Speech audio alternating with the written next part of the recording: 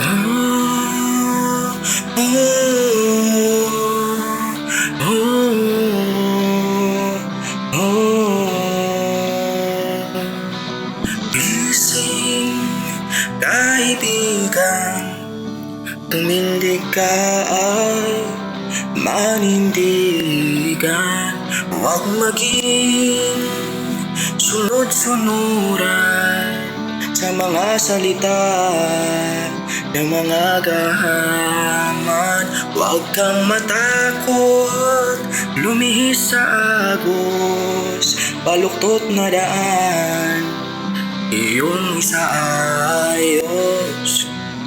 Ako ay Pilipino sa isip at sa gawa. Mayroong paninindigan, di lang puro salita. Bawat salitang binibitawan ay aking ginagawa. At di pangakong pinapako na mistula lang dura na para bang tintang sinulat lang sa hangin. At walang balak na tuparin buhangin na nilubid. Pahalang buti na lang tayo'y tinuruan ng etika at moralidad. Nang sa ganun ay may konsensya at mulat sa realidad. Nandi porkit may kalayaan, gawin mo na lahat. Gamitin mo karapatan mo sa wasto at nararapat para sa ikabubuti ng iba. At sa lahat sa ating lipunan kaibigan, huwag ka nang magpabigat.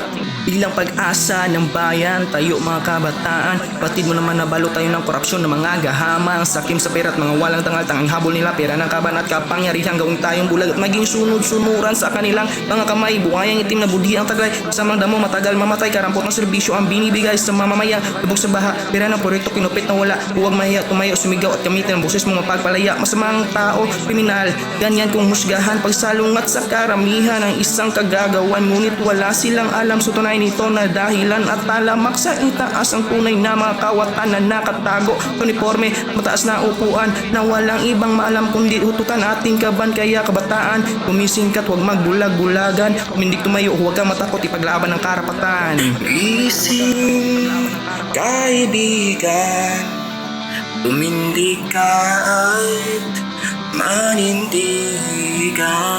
Huwag maging sunod-sunuran sa mga salita ng mga gahaman. Huwag kang matakot, sumili sa agos, baluktot na daan, yung sa ayos.